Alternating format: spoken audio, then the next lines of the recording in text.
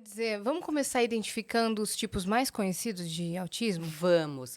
É boa pergunta, porque Yas falou uma coisa muito certa. As pessoas pensam que autismo é uma coisa só, mas a gente tem vários tipos de autismo. E muito mais do que a gente imagina, né? Muito mais, centenas de genes identificados já relacionados aí ao transtorno. E dentro de cada tipinho, um tipo de autismo, a gente tem o que a gente chama de espectro autista, que varia de sintomas e de necessidade de suporte leve até necessidade intensa. Então, varia de pessoas que têm poucas apresentações, né, Então, o que são os sintomas principais? Dificuldade na socialização. A base é social. A base é nessa comunicação social, nessa troca que já começa desde que ele é bebê, com essas alterações sensoriais, motoras, e que depois vão trazendo diferenças entre a exposição deles para o mundo e a conexão deles com as pessoas, que são diferentes do padrão e que vão culminando aí em atrasos ou dificuldade nessa comunicação social. Então, então, em casos muito leves, em casos de necessidade, a gente fala leve, moderado e grave, mas, na verdade, o certo é falar precisa de pouco suporte, moderado suporte ou muito suporte. Então, em casos de poucos sintomas, que precisa de pouca ajuda, são os Aspergers, né? Os autistas de alto funcionamento, que são verbais e que não têm atraso mental, não têm retardo, não têm deficiência intelectual associada. Então, são os que a gente vê, por exemplo, tem dificuldade de socialização, do filtro social. Então, são pessoas que têm interesses restritos. Então, gostam de ficar falando muito de determinados assuntos. Hiperfoco, mas são verbais. Só que eles falam mais do que eles querem, eles não conseguem se colocar ou entender um contexto. Entender o social. Sabe a sutileza? Assim, quando você faz gestos, você dá uns toques, a pessoa não Tem um amigo reconhece. meu. Já tá identificando vários, né? Não, assim. é porque o marido dele, ele tem Asperger. E ele tava comentando que ele, assim, precisa orientar ele de coisas sutis da convivência social, sabe? Mesmo.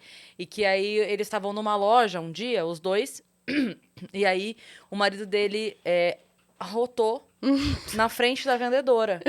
E aí eles saíram, ele falou assim, você não pode fazer isso, porque é falta de educação. Aí ele falou assim, mas você faz isso em casa, você é mal educado comigo? Olha!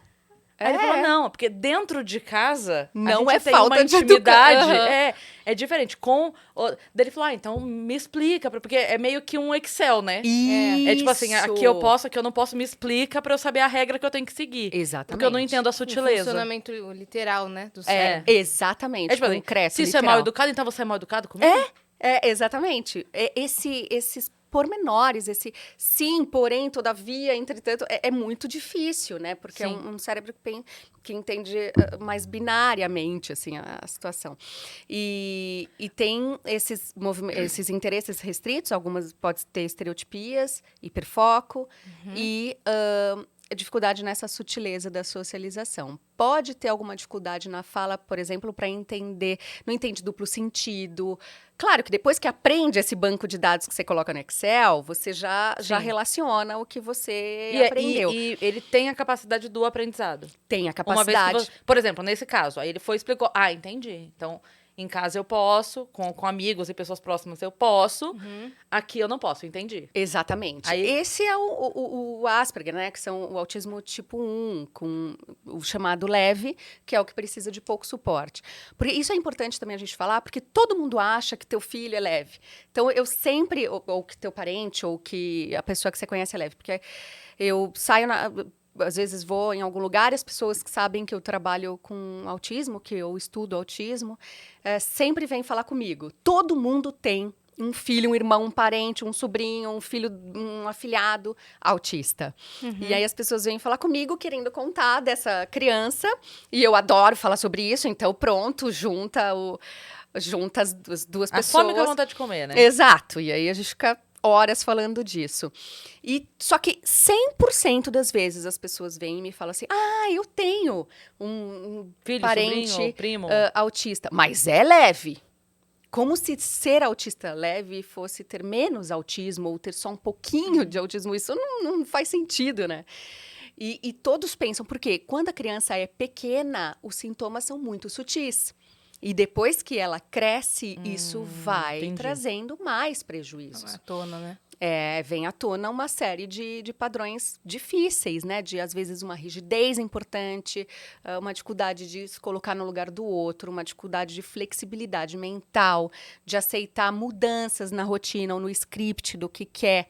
Então, quando a criança é pequena, ela já começa a reparar em mudanças de caminho, quando a mãe muda a rota da escola ou do supermercado. Depois, quando ela é grande, se, por exemplo, entra alguém e mexe na porta e sai do script do que a gente está aqui, a pessoa já pode se desorganizar completamente porque aquilo estava fora do previsto.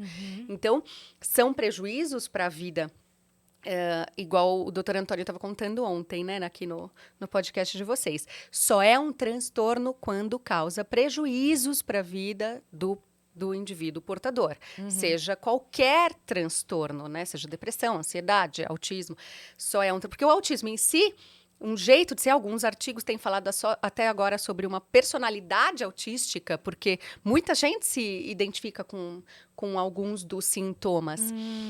Se a gente for parar para pensar, realmente Sim. todo mundo tem um pouco, né? Sim. Mas se você tem prejuízos na sua vida social, familiar ou acadêmica, você precisa investigar um possível transtorno. E é isso que a gente precisa, que as pessoas precisam atentar, porque o medo de um filho ter autismo, o medo de usar essa palavra é tão grande que às vezes bloqueia de pedir ajuda, bloqueia de fazer um curso. E o prejuízo é para a criança. Total, né, cara? Total, porque é assim, sabe quando você vai atirar num dardo que tá lá longe? Se você muda 1 milímetro a rota na hora que você tá atirando, desvia completamente dessa direção final. Sim. A cada mês que passa que você não fez nada, Pensa, é um se mês em perdido 30 no minutos a gente desenvolvimento da consegue um monte de sinapses nesse cérebro, um dia, amanhã, teu filho não tem mais a mesma neuroplasticidade do que ele tem hoje. Então, é muito importante que os pais esqueçam essa história de diagnóstico, isso...